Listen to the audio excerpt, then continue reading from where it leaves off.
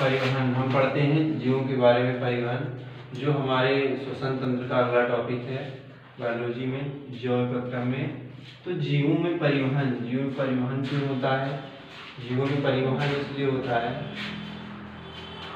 क्योंकि जीव क्या करते हैं? सांस लेते हैं, पाचन करते हैं और उत्सर्जन करते हैं, सोचते हैं। ऐसी बहुत सारी क्रियाएं करते हैं जिनकी वजह से क्या है, जीवों को परिवहन की जरूरत है। शरीर में क्या होता है,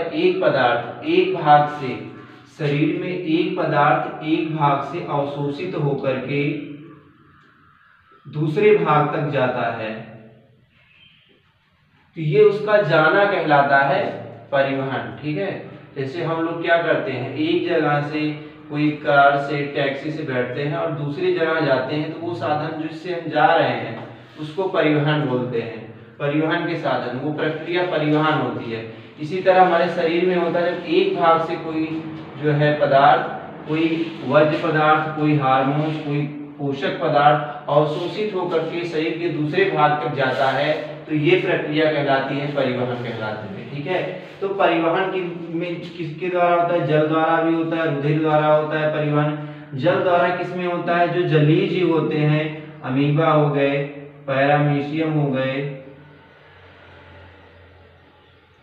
सिलेंट्रेटा हो गए, ये सब सारे जीव क्या हैं? जल में ही रहते हैं और इनमें क्या होता है? जल द्वारा ही परिवहन होता है। ठीक है, जल द्वारा क्या होगा, इनके शरीर में जल आएगा और इनके शरीर में उससे ही परिवहन होगा। ठीक है, ये रुधिर द्वारा नहीं करते।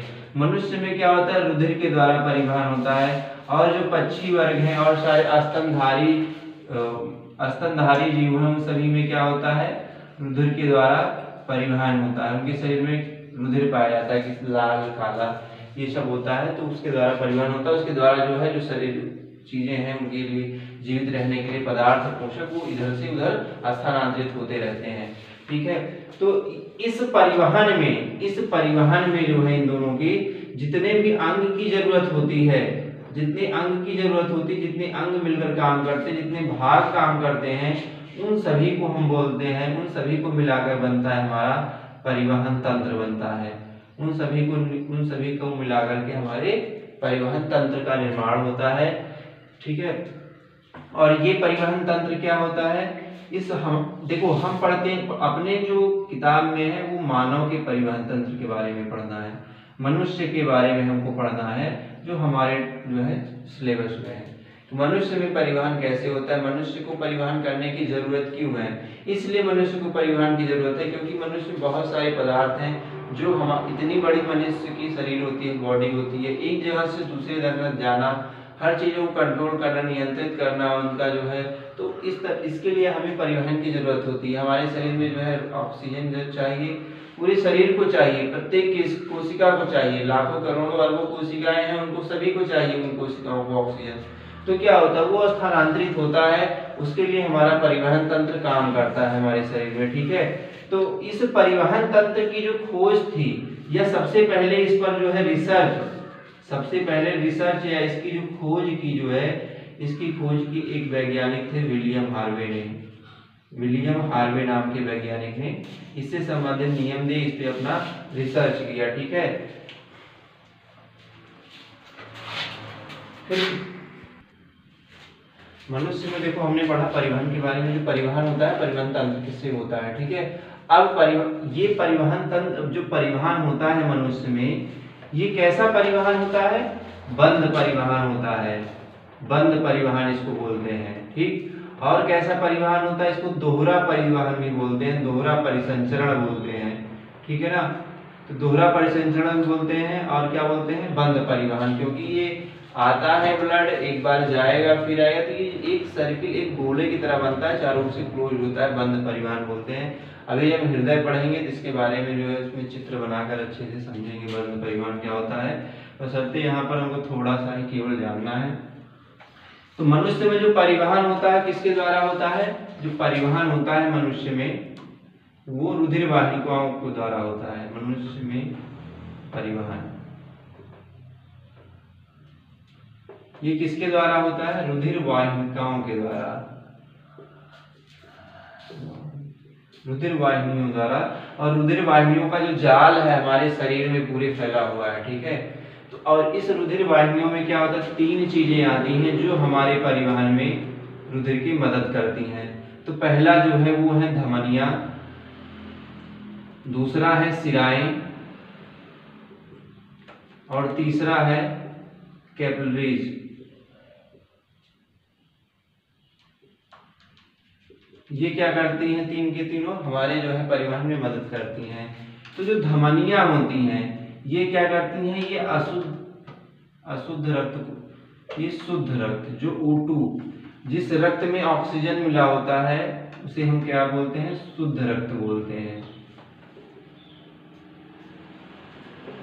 और क्या बोलते हैं उसको? ऑक्सीजनित रुधिर बोलते हैं।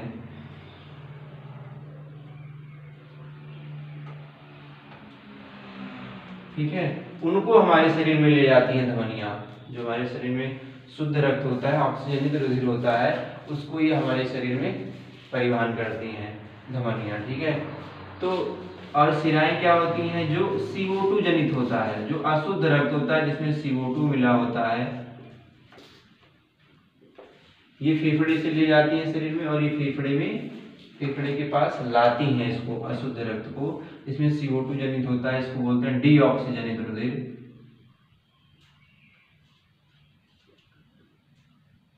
इसको जो है ये लेकर आती हैं शिराएं। और देखो जो धमनियों में एक होता है पल्मोनरी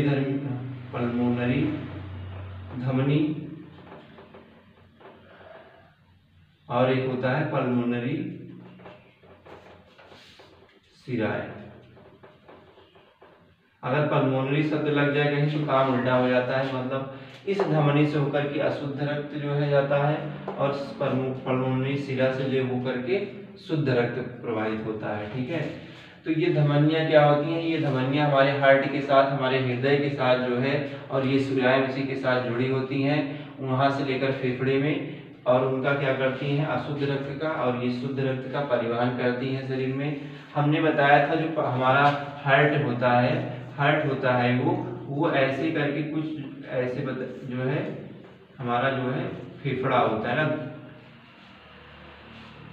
तो हमने बताया था जो इधर वाला फेफड़ा होता है ये कुछ छोटा होता है, बायां वाला और थोड़ा उठा होता है, इसलिए क्योंकि इसकी इसी निचले सतह पर जो है पाया जाता है, ये हार्ट पाया जाता है। और ये हार्ट क्या करता है? रक्त को पंप करता है। हमारे शरीर में परिवहन के लिए क्या चाहिए? हमको दाब चाहिए। हमको क्या चाहिए? एक दाब चाहिए शरीर में परिवहन के लिए। तो वो दाब कौन देता है हमारे शरीर में? हृदय देता है। हृदय क्या करता है? हमारे रक्त को पंप करता है, दाब लगाता है उस पर, जिससे वो रक्त क्या होता है? पूरे शरीर में हमारे फैल जाता है हर कोशिकाओं के थ्रू। और जो ये कैपिलरीज होती हैं, ये कैपिलरीज भी क्या है? एक प्रकार की वाहिनियां हैं। और ये क्या करती हैं कैपिलरीज? ये हमारे रुधिर को मांसपेशियों में ले जाती हैं, मांसपेशियों से शरीर में ले जाती हैं। ये मांसपेशियों से शरीर में ले जाती हैं, ठीक है ना। ये कैपिलरीज का काम होता है। तो मांसपेशियों में क्या होता है? बहुत सारे जो है सेल्स होती हैं। मांसपेशियों में क्या होता है? ऑक्सीजन की जरूरत होती है, जिससे हम क्या कर सकते हैं? हमारी मांसपेशियां जो है प्रॉपर वर्क सही तरीके से काम कर सकती हैं। इसलिए ये तीनों जो है हमारे परिवहन तंत्र में सबसे ज्यादा मदद करते हैं। हमारे परिवहन तंत्र में इन तीनों चीज शामिल है। इसके बाद जो है हमारे थोड़ा सा एक लसी जो, अब देखो ये सब किस चीज से हो रहा है? क्या माध्यम है इन सब के लिए? इन सब के लिए एक ही माध्यम है, वो है रुधिर, ठीक है। इन सब के लिए एक माध्यम है, रुधिर है हमारे परिवहन के लिए, ठीक है। तो हम थोड़ा सा रुधिर के बारे में पढ़ लेते हैं। रुधिर क्या होता है?